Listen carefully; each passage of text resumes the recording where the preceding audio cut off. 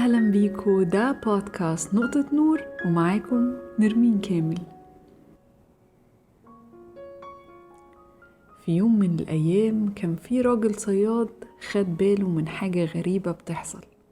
لقى في جردل الكابوريا كابورياية كده بتحاول تطلع وعمالة بتعافر وتشد نفسها من هنا لهنا لحد ما وصلت لشفة الجردل، وهوب اتسحبت لتحت، واللي سحبها لتحت كابورياية تانية. الراجل الطيب استغرب من التصرف الغريب ده وقعد يراقب الموضوع، ولقى الموضوع عمال بيتكرر. كل لما كابورياية تحاول تهرب وأول ما توصل لشفة الجردل تقوم كابورياية تانية غلسة شداها لتحت. لكن لو في كابورياية لوحدها في الجردل هتعرف تهرب بسهولة، لكن بمجرد ما تتحط مع مجموعة تانية من الكابوريا مفيش ولا واحدة فيهم بتعرف تهرب، لأن التانيين بيقفوا قدام كل محاولة هروب علشان كلهم يبقى مصيرهم واحد. وطبعا عزيزي المستمع، قبل ما تقولي يعني انت جايه النهاردة تكلمين عن الكابوريا، هقولك ان دي نظرية في علم النفس اسمها The Crab Theory أو The Crab Mentality أو نظرية السلطعون. والاسم ده تم إطلاقه على النظرية دي علشان يبين العقلية الأنانية والغيرة من الأشخاص اللي في مجموعة واحدة، واللي بيحاولوا يمنعوا أي شخص في وسطهم إنه يتقدم أو ينجح، حتى لو ده معناه إن كلهم ممكن يخسروا أو يموتوا. الغيرة اللي تخلي شخص يكره للي حواليه الخير لمجرد إنه مش قادر يوصل لنفس الحاجة. هل حسيت عزيزي المستمع في يوم إن في حد قريب منك بيقف في طريقك؟ هل حسيت في يوم إنك زي الكابورياية الغلبانة اللي بتحاول تهرب من الجردل وكل ما تحاول تقوم تتشد لتحت؟ ممكن تكون كنت ضحية للكراب منتاليتي وانت مش عارف، يعني بتفكر تعمل أي حاجة مختلفة وكل ما تقولها لحد قريب منك يتريق عليك ويحبطك. حد يقولك احلم على قدك، ما كانش حد غلب يعني. حد تاني يقولك ما هي لو كانت سهلة كان كل الناس وصلوا لها. والحقيقة إن كل الكلام ده بيمثل The Crab Mentality. ممكن تكون التعليقات المحبطة دي نبعة من الغيرة، لأن على حسب عالمة النفس كارول دويك إن في ناس عندهم عقلية ثابتة، وبيعتقد الأشخاص اللي عندهم العقلية الثابتة دي إن شخصياتهم وذكائهم ومواهبهم ثابتة ومفيش أي أمل من تحسينها، وعلشان كده بيميلوا إنهم يتجنبوا أي تحدي وبيستسلموا بسهولة جدا، وفي نفس الوقت بيحسوا بالتهديد من نجاح الآخرين. وعلشان كده بدل ما بيعملوا حاجة تطور منهم أو يكون فيها مخاطرة أو تحدي، بيعملوا حاجة تانية أسهل، إنهم بيشدوا اللي حواليهم لتحت، وهي دي الطريقة الوحيدة إنهم يفضلوا في القمة. ويمكن العقلية الثابتة دي هي السبب الجوهري إن في ناس عندها The Crab Mentality دي، إن مجموعة من الأشخاص رافضين التغيير، عندهم عقلية ثابتة وما عندهمش استعداد يوسعوا حدود تفكيرهم إنهم يبصوا لأبعد من الأنا والغرور.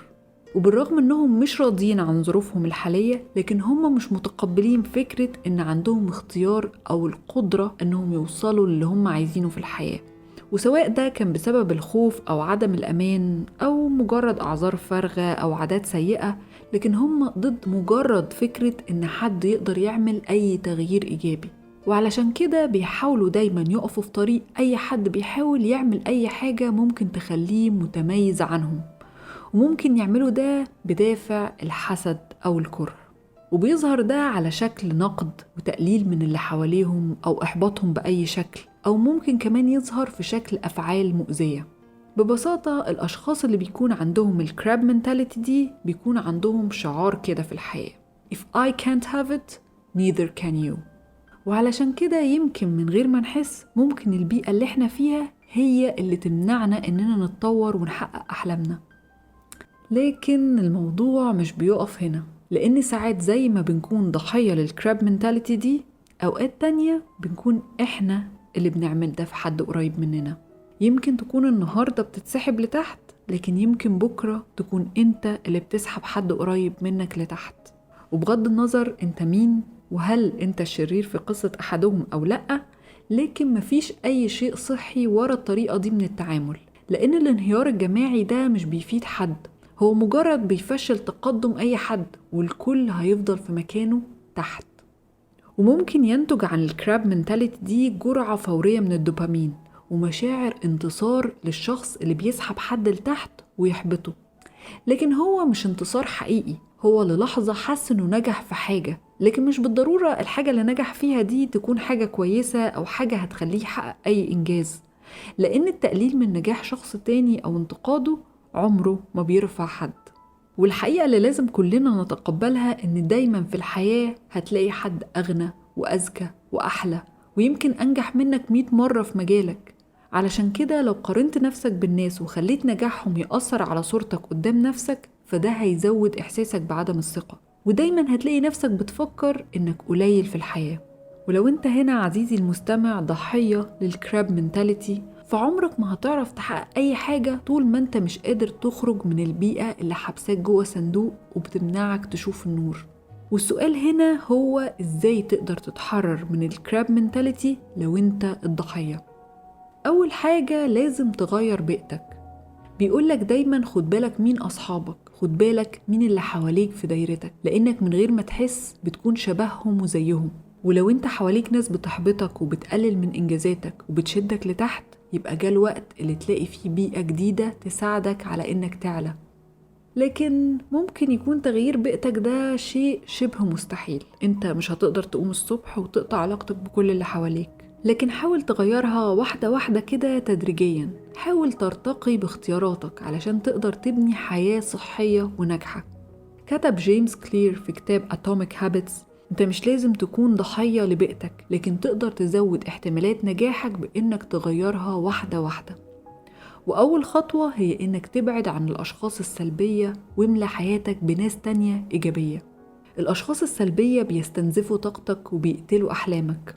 الأشخاص دول للأسف مش عايزين يتحملوا مسؤولية ظروفهم أو حياتهم، وبدل ده بيقعدوا يشتكوا ويبصوا للي حواليهم.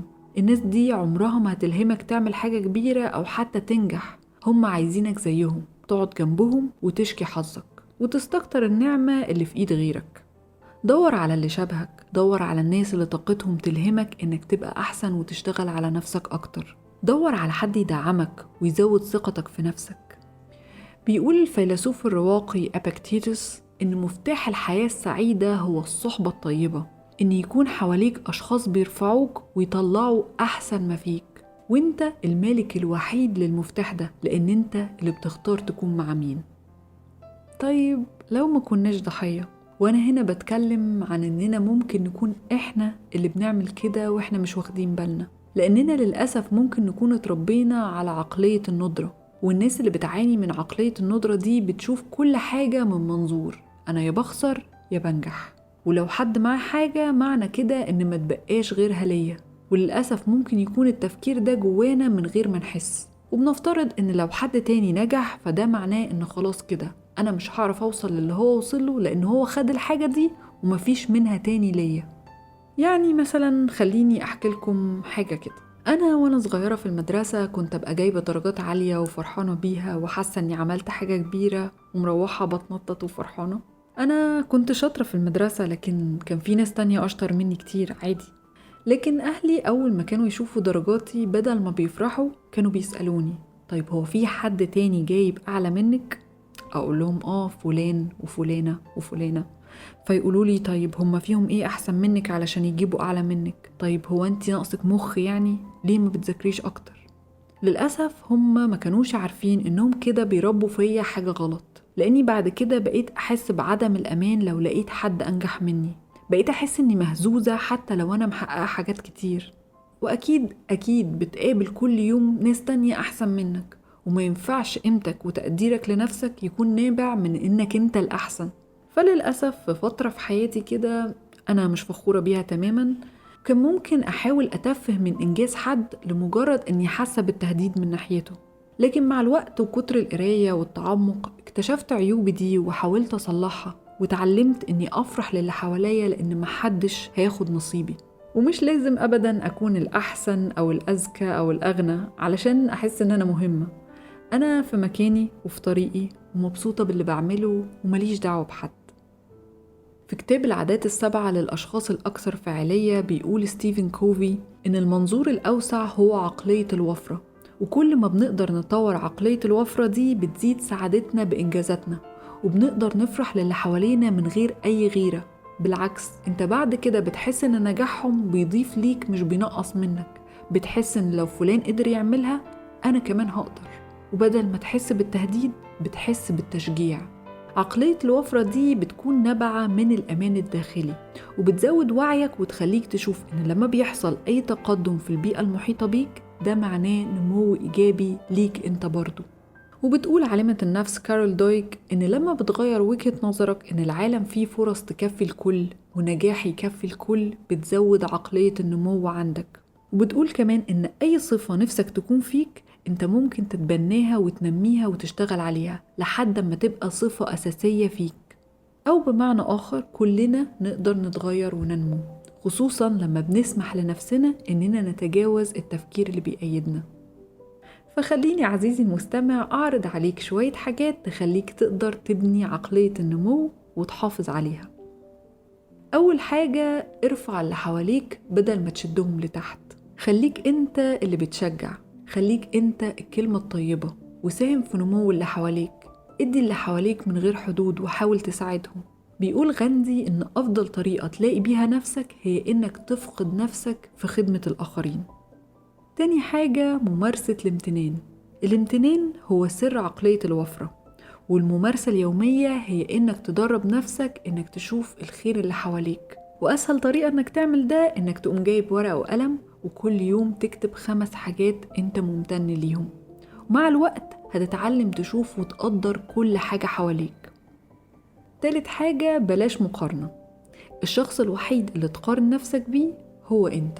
قارن نفسك دلوقتي بنفسك اللي من سنة، شوف انت انجزت ايه وعايز تحقق ايه، ولو في حاجة مش عاجباك حددها وخد قرار انك تغيرها.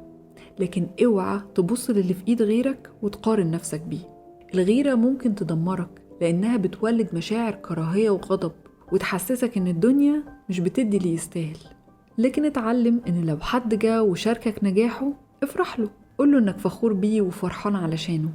الكلمات دي حتى لو في البداية انت مش حاسسها وبتكافح علشان تقولها، لكن هتولد جواك مشاعر إيجابية، ومع الوقت هتفرح من قلبك لأي حد. رابع حاجة، حاول ما تحكمش على الناس.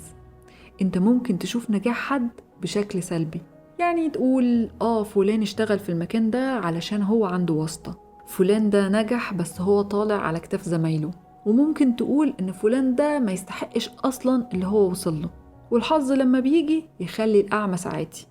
لكن كل ده مش هيزودك، لكن انت ممكن تحاول تلاقي جواك شوية رحمة وتسامح وتعترف بمجهود شخص تاني. حاول تغير وجهة نظرك، وبدل ما تدور على العيوب في نجاح حد استخدم النجاح ده كمصدر إلهام ليك. خامس حاجة ودي أهم حاجة، إنك تاخد خطوات ناحية الحاجة اللي انت عايزها.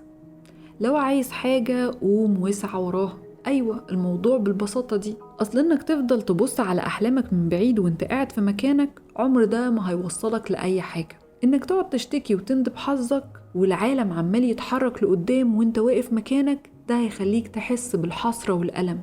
مفيش حاجة ممكن تدمر أحلامك قد الكسل والمماطلة. وبدل ما تقعد تتفرج على الناس التانية بياخدوا خطوات، قوم انت كمان حط خطة وابدأ. لما هتبدأ تطور عقلية الوفرة دي هتتحول بشكل طبيعي إنك تكون أنت اللي بترفع وتشجع اللي حواليك.